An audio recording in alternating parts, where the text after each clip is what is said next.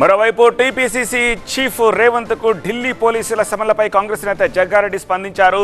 ప్రజలను తప్పుదోవ పట్టించేందుకే బీజేపీ ఈ నాటకాలు ఆడుతోందని ఆరోపించారు ఆయన.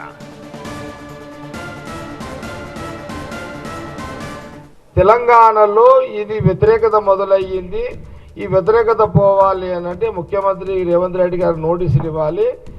వాళ్ళు మేము ఎస్సీ ఎస్టీ బీసీలకు అనుకూలంగా ఉన్నామని ఒక ప్రచారం చేసుకోవడానికి గాంధీ భవన్కి వచ్చారు. సోషల్ మీడియా మా వాళ్ళకి ఇచ్చారు. లీగల్గా మా లీగల్ సెల్ రామచంద్ర రెడ్డి అదంతా కూడా వాళ్ళకు నోటీస్ తీసుకున్నాడు.